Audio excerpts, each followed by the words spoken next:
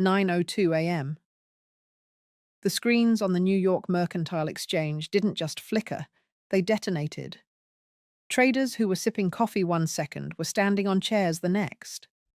The day ahead, electricity price for New York City did not rise. It did not spike. It teleported from $48 to $500, from $500 to $1 and $200. Then it hit $2,000 per megawatt hour. In under a minute, the cost of keeping Manhattan lit exploded by more than 4,000%.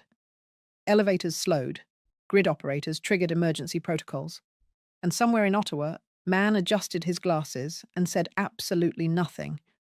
This is the story of how one speech, one threat, and one miscalculation turned the most powerful country on earth into a customer with no leverage.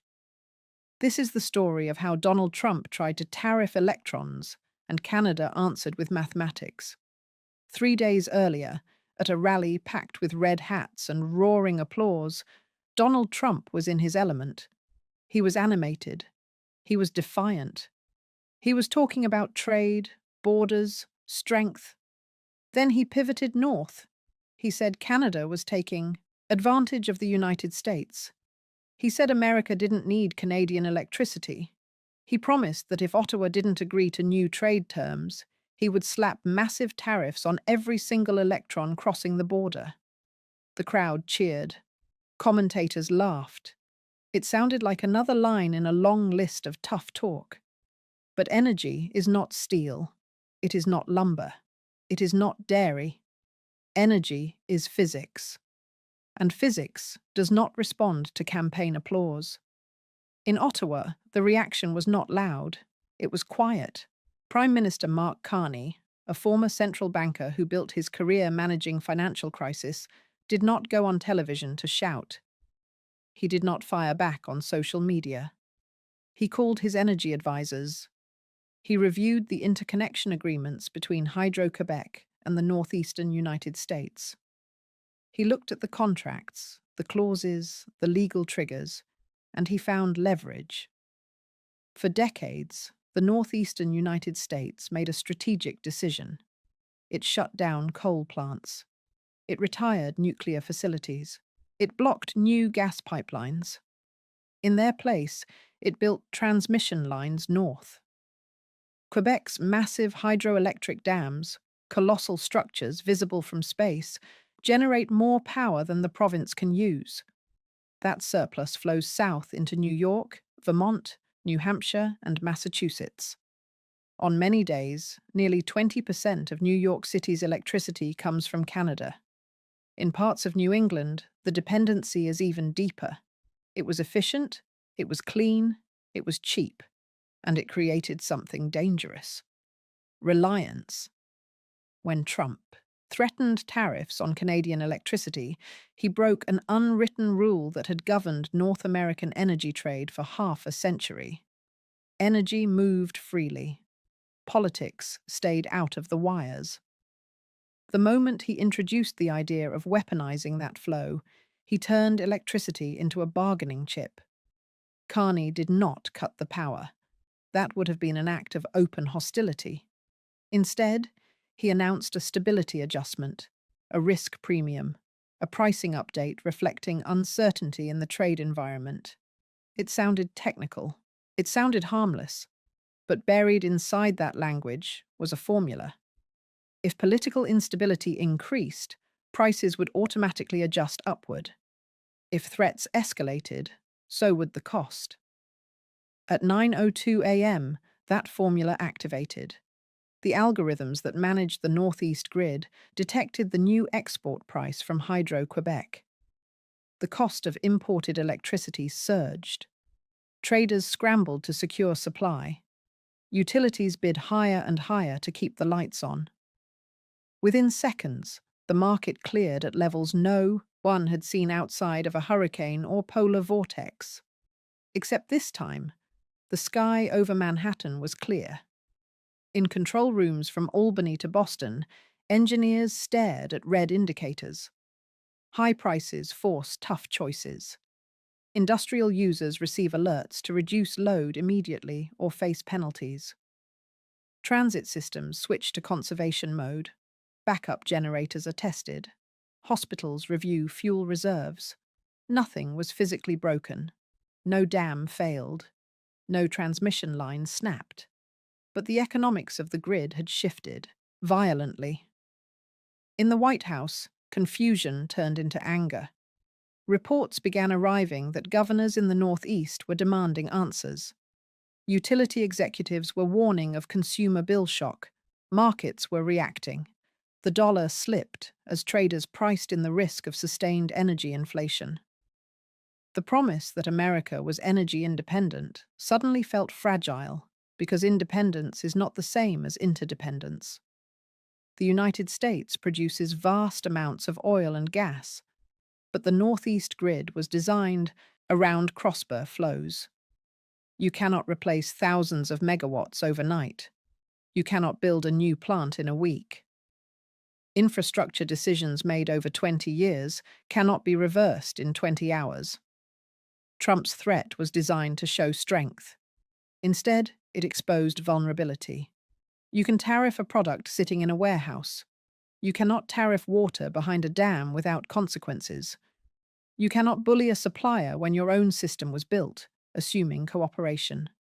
Back on Wall Street, analysts began calculating what a sustained 4,000% surge would mean.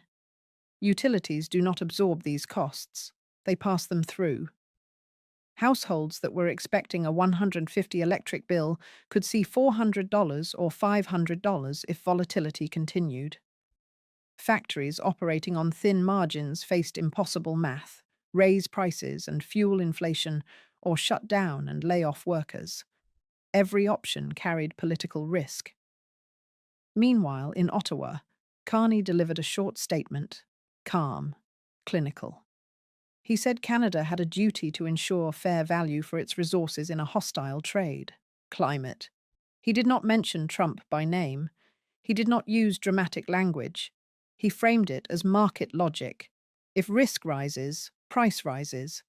That is capitalism. The contrast was stark. One leader used a rally to issue a threat. The other used a pricing model to respond. By noon, the question was no longer whether the spike was real. It was how long it would last. Would the White House double down and escalate? Would governors pressure Washington to de-escalate? Would markets stabilize if rhetoric cooled? Or had a line been crossed that would permanently redefine North American energy politics? The lights in Manhattan were still on. The trains were still running. But beneath the surface, something fundamental had changed. The assumption that energy would always be there, always be affordable, always be insulated from politics, that assumption was gone. Trump wanted leverage over Canada. Instead, Canada found leverage over the grid. And when the price of electricity jumps from $48 to $2,000 in half a minute, it is no longer a talking point. It is a warning. This is only the first phase of the crisis. Because when power becomes political, the consequences do not stay in one control room. They ripple through markets, through households, through alliances. And the next 48 hours will determine whether this was a shock that fades, or the moment the Northeast discovered how fragile its foundation really is. By 10:17 a.m., the crisis stopped being a market story and became a political one. Governors across the Northeast were no longer asking what happened. They were asking how long this would last. New York's energy commissioner was on a call with grid operators, staring at projections that looked like a heart attack on a screen. If prices held anywhere near those levels, utilities would have no choice but to trigger emergency conservation programs. Large industrial customers would be forced offline first, then rolling reductions, then controlled outages. Boston's mayor was briefed that subway frequency might need to be reduced if the grid tightened further. Not because there was no electricity, but because the cost of securing it had become punishing. Electricity markets don't collapse with explosions. They collapse with invoices. And the invoices were coming. Inside the White House, Advisors tried to spin the surge as temporary volatility. They told reporters the United States had plenty of domestic energy. Technically, that was true. America produces enormous amounts of natural gas. It drills, it fracks, it exports. But production is not the same thing as delivery. The pipelines that would bring more gas into New England were never built. Environmental lawsuits blocked them. State regulators delayed them. Nuclear plants were shut down before replacements were ready. The grid was redesigned around imports. That decision had seemed smart for years. Clean, cheap hydro from Quebec filled the gap. Carbon emissions dropped. Consumers saved money. Politicians took credit. But now the same integration looked like exposure. The Energy Secretary reportedly laid out the math in blunt terms. Replacing even half of the Canadian imports would require restarting dormant fossil fuel plants or rushing emergency fuel contracts. That takes time, permits, logistics, and even if it could be done, the cost would still be far higher than the old hydro contracts. There was no quick switch to flip. Meanwhile, in Ottawa, something even more strategic was unfolding. Carney wasn't just adjusting prices, he was shaping perception. Canadian officials quietly briefed European diplomats that Canada was responding to unpredictable trade aggression. They emphasized that Canada remained a reliable partner so long as agreements were respected. The message was subtle but powerful. Instability was not coming from Ottawa. Markets listened to narratives as much as numbers. Currency traders noticed. The US dollar dipped against several major currencies as investors recalculated political risk. Bond yields twitched higher on fears that sustained energy inflation would complicate monetary policy. If electricity bills surged across the Northeast, inflation data would follow. If inflation rose, interest rates could remain elevated. If rates stayed high, growth would slow. A chain reaction triggered by a speech. Back in New York, Con Edison executives were in emergency meetings. Utilities operate on regulated margins. They don't speculate. They purchase power, distribute it, and recover costs from customers. If the wholesale price quadruples or more, that shock does not disappear. It flows downstream. Analysts began estimating that an average household in the region could see bills rise by hundreds of dollars if the pricing regime remained in place, even for a single billing cycle. For families already stretched by rent and groceries, that number is not abstract. It is the difference between savings and debt. Factories felt it first. In upstate New York, aluminum processors received automated notices encouraging voluntary load reductions. Crypto mining facilities, which depend entirely on cheap power, shut down within hours. Their business model evaporated the moment electricity crossed a certain threshold. Data centers began reviewing backup contracts. Every megawatt mattered. And yet, no one had turned off a switch. That was the genius and the danger of the strategy. Canada did not cut supply. It simply repriced risk. If Washington wanted stability, it could lower the temperature. If it escalated rhetoric, the algorithm would do the rest. The punishment was embedded in the market itself. Privately, some Republican lawmakers began to worry. Energy insecurity is politically toxic. Voters forgive many things, but not darkness and high bills.